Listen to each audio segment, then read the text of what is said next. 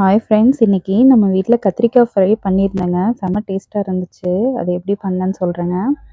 கத்திரிக்காய், பெரிய சைஸ் கத்திரிக்காய் 3 வாங்கியிருந்தேன். அதை வந்து லேயர் லேயராக கட் பண்ணி வச்சிட்டேன். இந்த மாதிரி கட் பண்ணிவிட்டு இப்போ ஒரு பாத்திரத்தில் சுடு தண்ணி வச்சுக்கலாம். அதில் கொஞ்சம்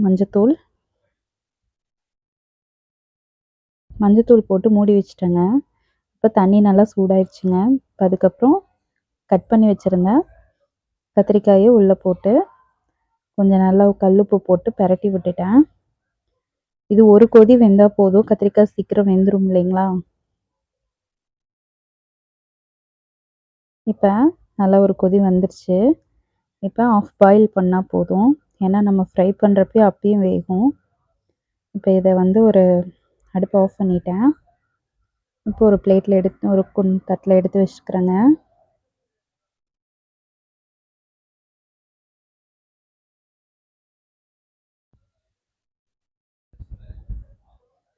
எடுத்து வச்சிட்டேங்க. இப்போ இதுக்கு என்னென்ன மசாலா வேணும்னு சொல்லி பார்த்துடலாங்க. இப்போ ஒரு பாத்திரத்தில் கொஞ்சம் எண்ணெய் ஊற்றிக்கிட்டேன். கொஞ்சம் மஞ்சத்தூள், கரம் மசாலா தூள், கொஞ்சம் மிளகாத்தூள், 1 ஸ்பூன் அளவு சோம்புத்தூள்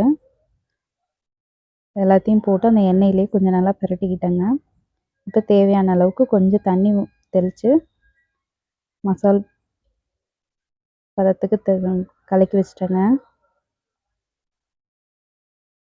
இப்போ அந்த கத்திரிக்காய் எல்லாத்தையுமே எடுத்து ஒவ்வொன்றா உள்ளே போட்டு எல்லா பக்கமும் வர மாதிரி தடவிட்டேங்க.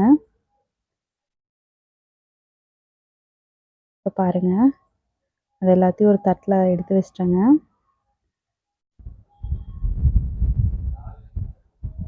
அளவான மசாலா தான் போட்டேன், வேஸ்ட் ஆகலை. இப்போ இப்படி இருக்குங்க. இதுக்கப்புறம் ஒரு பேன் வச்சுக்கிட்டேன். அதில் கொஞ்சம் எண்ணெய் ஊற்றி எண்ணெய் காஞ்சோடனே கொஞ்சம் மஞ்சத்தூள் போட்டேங்க. இப்போ இதை எடுத்து வச்சுருங்க கத்திரிக்காய் வந்து எண்ணெயில் போட்டு கொஞ்ச நேரம் மூடி வச்சு பாயில் பண்ணலாம். இப்போ கொஞ்ச நேரம் ஆயிடுச்சு, திருப்பி விடுறேன். நல்லா இருக்குங்க. கத்திரிக்காய் வந்து அந்த எசன்ஸ் எல்லாம் உள்ளே இறங்கி செம்ம டேஸ்ட்டாக இருந்துச்சு. நீங்களும் வீட்டில் செஞ்சு பாருங்கள். அவ்வளோதான், இப்போ இந்த மாதிரி ட்ரை ஆயிடுச்சு. குழந்தைங்களுக்குலாம் டிஃபன் பாக்ஸுக்கு கொடுத்து விடலாம், நல்லாயிருக்கும்.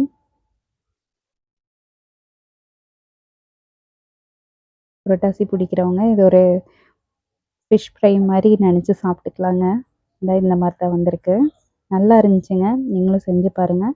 வீடியோ பிடிச்சிருந்தா லைக் பண்ணுங்கள், ஷேர் பண்ணுங்கள், சப்ஸ்கிரைப் பண்ணுங்கள். தேங்க்யூ.